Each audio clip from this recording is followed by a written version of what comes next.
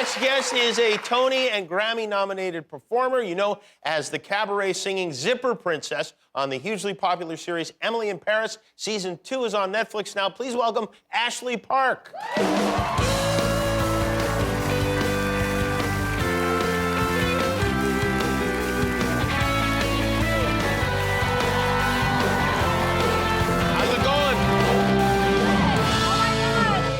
Jimmy Kimmel! Oh, yeah, that's me. That's you. How's everything going? So great. Congratulations on the show. I know it's super, super crazy popular. In fact, you guys got picked up for seasons 3 and 4, right? Yeah, thank you. That's a big deal because, you know, Bateman's season got, like, chopped right in half. You guys got doubled. It's ridiculous, right? I know, we're so grateful. But thank you, Netflix. Thank you for everyone for watching. You, do you speak, I know you speak French, like, on the show. Do you really speak French? I did take 6 years of French in middle school and high school. I am not fluent. I see. But yes. What's funny is especially this past season, have run into a lot of locals who have seen the show and they assume I'm fluent. Oh, right. Because Mindy is fluent in French. Oh, so, that's great. And it's rather interesting. Like, I'll be at a restaurant and a waiter will come up and I'll take off my mask and they'll say, "Oh my gosh, it's, you know, Mindy." And they'll start rattling off in French and I do not want to offend them. So I just like nod along and say oui. And they'll say all these specials in French and everything. And then I have ended up with like 3 meals before just because I just kept on saying yes. Oh. Everything. But I'm getting better. I'm determined season 3 and 4, I will become more fluent. Well, you know what? It seems like you must be doing a pretty good job with the French you speak on the show if they think you're fluent. And it doesn't seem, is it ever a problem for you? I mean, is it? So yeah, I mean, I've run into one situation that was rather interesting. I do sing on the show, and there was one day where I was singing on a bridge these 2 songs, and it was freezing cold.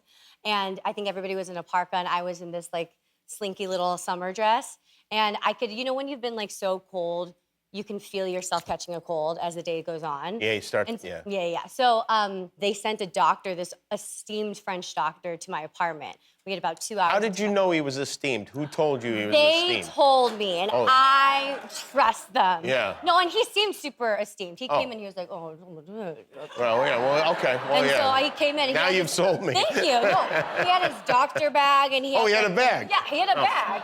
One of those leather satchel bags. I feel like that's legit, right? If you have the doctor bag, yeah. Right. Not too many doctors have the bag anymore.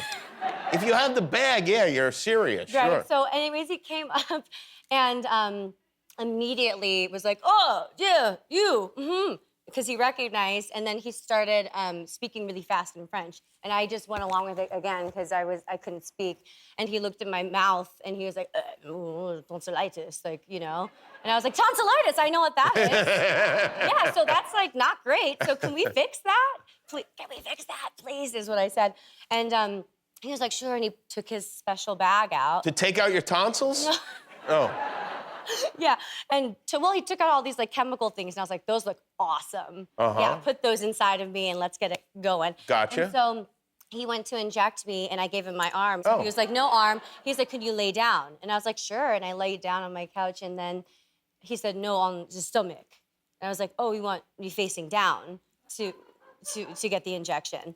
And he was like, "Yes." And then I realized quickly that we are going to be injecting it into my butt cheek. Oh. Which is like, and he's explained to me, he's like, "Don't be scared. This is the fastest way for medicine to reach your body." And I think like babies get shots in their butt, right? I've had this with a throat problem, yeah. I was like hosting, I Wait, swear. Really? Yep. Are you being funny? I'm not joking. It was before, I think I was hosting like the Emmys or something. I was losing my voice and the doctor came and gave me a shot in the ass, yeah.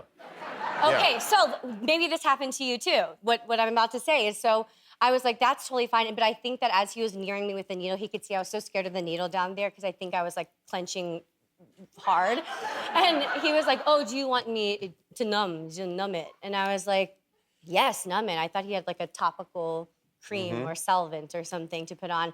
And so he used like a very old-fashioned technique that he swears by, which is he slapped me really hard on the butt and then injected me.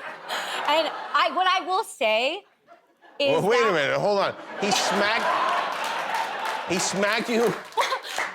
to his credit, I didn't understand what was going on. So what I will say, though, is that this technique of if you ever have to get a shot in your butt, next time you host the Emmys and have to get a shot in your butt. So I should ask my doctor to spank me? You, because the spanking is worse. I'm telling you. Because I didn't feel a thing. And I was on that boat. You can watch that episode. I sang on the baton mouche, and it was great. And you got a little slap on the baton mouche as well. Yeah. It sounds like. You sang a BTS song on the show, and I wonder what the fallout from something like that is, because I know that we've had BTS on our show, and people are absolutely, their fans, they will camp out. They're probably still out in the parking lot waiting for the next time they come on. Yeah. They are absolutely crazed for these guys. And Army. Yeah, right? and you have to be careful with an army because they could attack. Well, I am Army, and You're part of the army? Yes. Oh, okay, then you won't get attacked. Okay, Yes. That's good.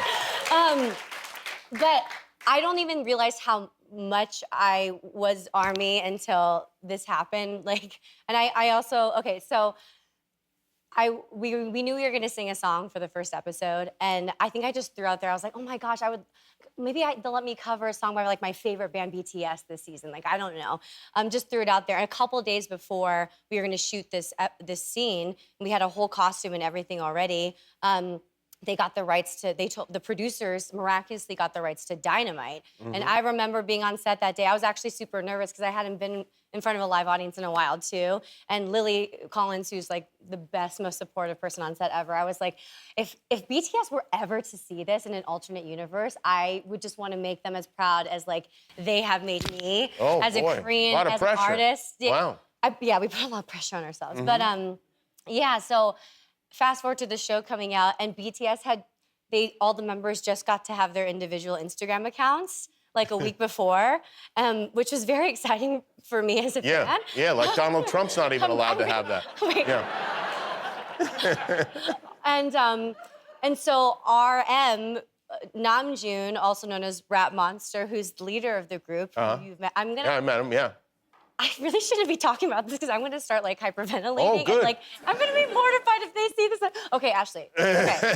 So anyways, the show comes out, and RM posted on his Instagram story a clip of it and was laughing along, and I was dressed as a half man, half woman with a mustache. So I was he could be laughing at me, but I'm just internalizing that he's laughing. Anyways, and then fast forward to a couple of days later, Taeyang, he posted on his feed the video of the number, and I got a bunch of people, right? You're it's kind of you're in BTS now. I was getting a manicure at the time, and I couldn't stop shaking. It's a miracle I got a manicure. I can see you're actually getting crazy about it right now. No, Jimmy, I'm cool. Yeah. Jimmy,